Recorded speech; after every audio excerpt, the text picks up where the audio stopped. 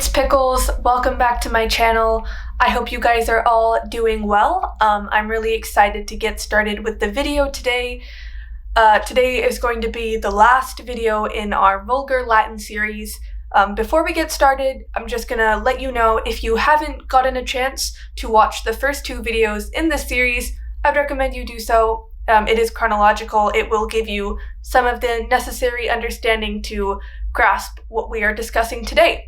But if you have, I'm happy to have you here, and let's jump into it. So we left off our last video around 1500s, 1600s, and our overarching point there was that Latin was a very common language. It was ingrained in numerous aspects of society, from art to writing, and it was something people were just generally quite familiar with.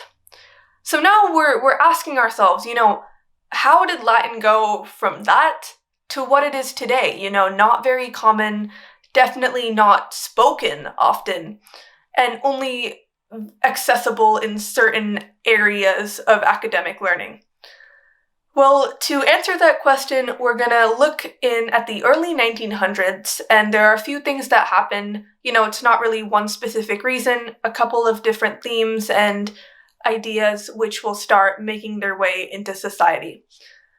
The first big thing, from 1914 to 1918, we obviously have World War I. And what World War I does is it really starts to challenge some of the more traditional, nationalistic, Victorian ideologies, which are not only associated with Latin, but with classics as, an entire area of study. In fact, a lot of writers at the time started making fun of the beliefs expressed in common Latin texts.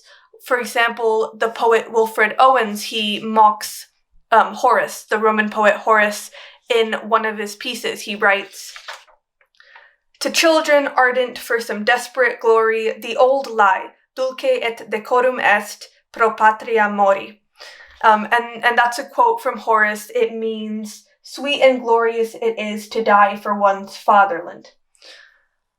So you can see how people at the time, society at the time, was starting to turn their backs on some of the ideas more threaded together with Latin. The other thing that's happening more on the American side is that institutes of higher education, colleges, are wondering, they're kind of asking, hey, people coming into our schools don't have a strong enough grasp of English as a language. So why are we spending so much time teaching them Latin and Greek instead of honing English skills?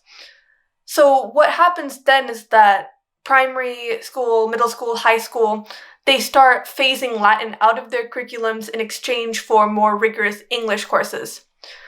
And the end result of all these shifting ideas is that colleges start removing Latin as an colleges start removing Latin as a requirement for entry. It starts in America with Harvard and Yale, and then eventually spreads to England with Oxford and Cambridge. And this is really the big turning point away from Latin as a whole, because once schools stopped requiring it, people just stopped learning it.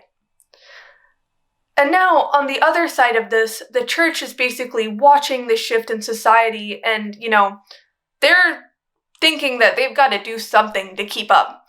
And it's a really interesting, almost poetic parallel to what happened all the way back in the 4th century with the creation of the Vulgate.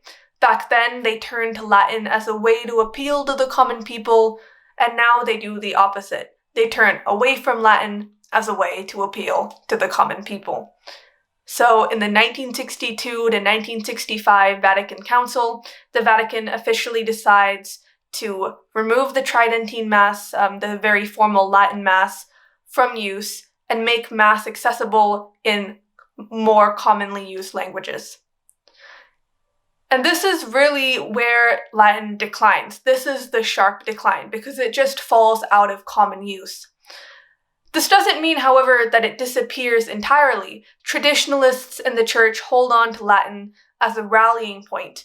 The Tridentine Mass is still used today, but more than that, common phrases from the Vulgate stayed in procedures, stayed in mass, and they're phrases that, even if you're like me and you're not religious, they're phrases that you may still be familiar with. Phrases like Deus, meaning God, Pax, meaning peace, Requiescat in pace, rest in peace, in nomine Patris et Filii et Spiritus Sancti, in the name of the Father, the Son, and the Holy Ghost. You know, these are common phrases. These are things we still use. It's just Latin as a language is not used to the extent it was. Alright, I know that was a very content-heavy episode, but that is the end of our journey with the Vulgate. I've had a really great time researching this and talking about this with you guys. I hope you've had a fun time with me as well. In the next videos, we're going to be shifting our focus a bit and looking more on how we still see Latin today. So if you'd like to learn more, hit subscribe, give me a thumbs up, and I hope to see you soon for the next video. Until then, I hope you guys are having a great summer, have a great week, and I'll see you soon. Bye!